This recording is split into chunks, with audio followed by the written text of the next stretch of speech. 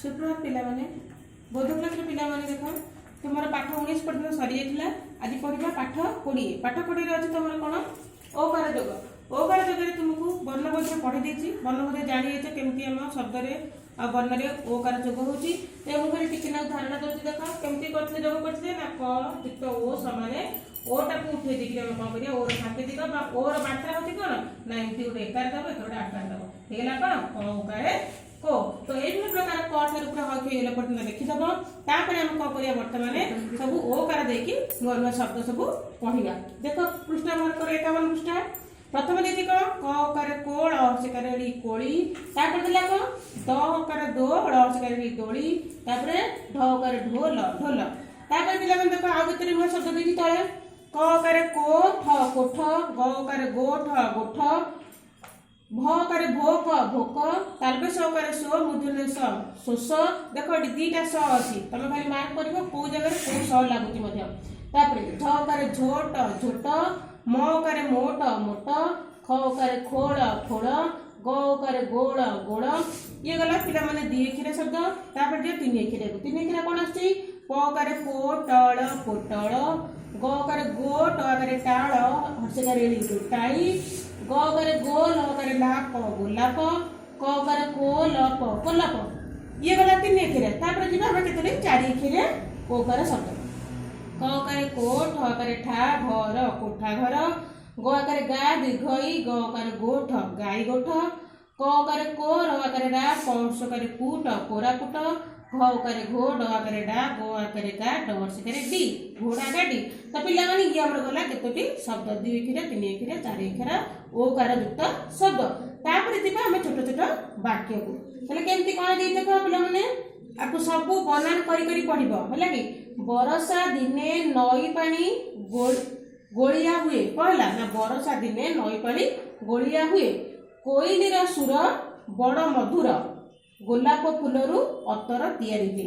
तापर दिला कोठ चाष मोट घास घास को मोट पाड़ को छोट या सब बारंबार लिखिबो ये गोटे लेखा तुम कौन हम ना वाक्य गठन लिखिबो देख हम तुमको ये दउची वाक्य गठन केमती करबो धर तुमको देछि गोलिया गोलिया लगे गोटे वाक्य गठन करबो कोन करबो तुम रेडी कहले देला से देखि करबो बाहर आनी करे नै कोन लिखिबो ना बरसा दिने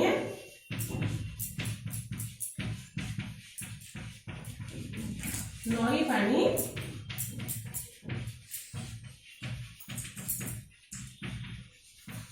गोलिया हुए है सरला एगुड़ी तुमको जब दिया वाक्य गठन आदि तुम कर धर मधुर कि सुर मधुर तो देखो ताले कौन कर ना कोइलीर सुर मधुर अटे तापर गोलाप फूलरू अतर तैयारी हुए आपको नहीं क्वेश्चन कौन तैयारी कर तुमको धर क्वेश्चन करा केउ फूलरू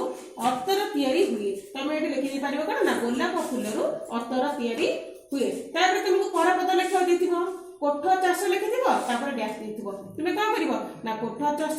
मोट घास तापर देथिबो डैश